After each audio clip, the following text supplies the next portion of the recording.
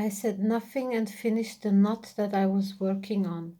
Then I glanced toward the window and the gathering clouds. Grandmother and I went outside and she untethered my horse, who whinnied softly as I approached. I gave him an apple and hugged him and patted his neck. He pawed the ground. He now he knew he was going home to dinner. I gave grandmother a big hug, mounted and galloped off down the road. My saddle had a feathered cantle. It was quilted and very comfortable to sit in, and I had never seen another saddle like it. I enjoyed it and I took very good care of it.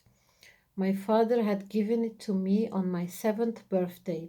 It had been a little big at that time, but now it fit me perfectly.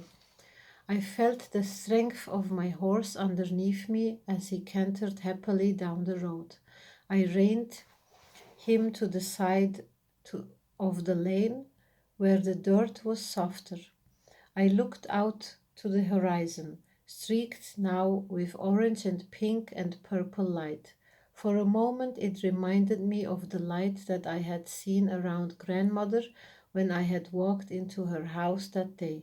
I was filled with warmth I can only describe as a spirit warmth.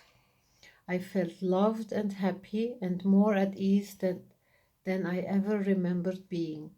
I had a sense that there was an old woman inside me, that even though I was young and looked young, I was also ancient. I felt as old as grandmother.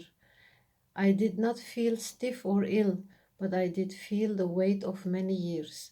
I wondered about that, and I told myself that I would ask grandmother about it the next time I met with her.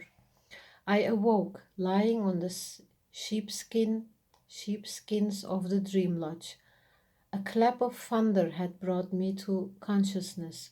The entire structure was shaking and squeaking and creaking in the wind. For a moment I was scared. I lay back against the sheepskins, gathered my senses, and remembered where I was. I took a deep breath and relaxed, feeling uneasy.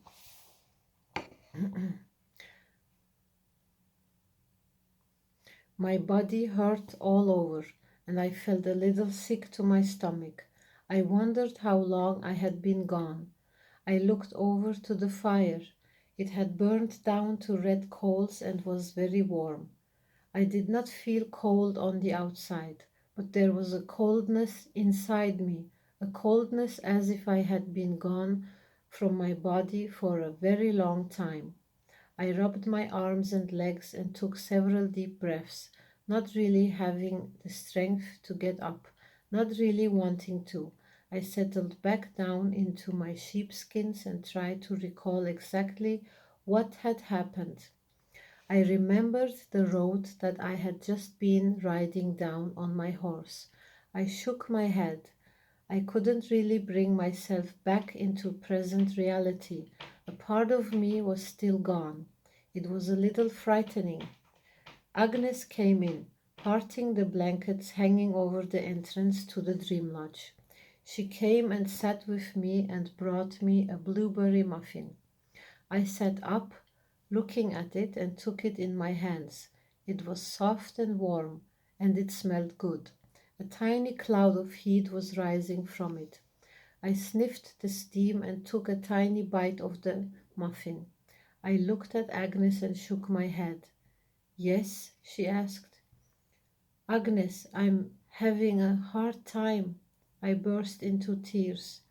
I feel as though I have one foot in one dimension of time and one foot in another. I feel I'm being pulled apart. Are you sure this is good for me? Yes, Lynn, this is not dangerous for you as long as you do not stay away too long at one time. There is no question that it's hard on your body. She began to rub my arms as I sniffed a little and stopped weeping. She shook her head. Your arms are very cold. Your body is very cold, Lynn. I don't want you to be gone so long next time. But I don't know how to come back, Agnes. I come back whenever I come back. I think the thunder brought me back. What thunder? Agnes asked. Well, the thunder and the wind. Agnes looked at me strangely. Why, Lynn, there is no wind outside. It's broad daylight. It's a beautiful sunny day. There is no thunder. She got up, took the amulet necklace off my neck and replaced it over my altar, and opened up the blankets of the door. I looked out. It was indeed sunny.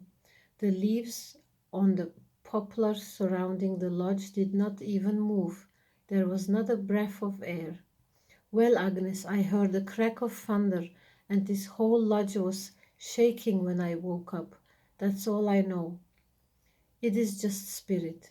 It is spirit helping you. Spirit has come to protect you. Power wants you to know that it is there. So, end of chapter 9. That's enough for today.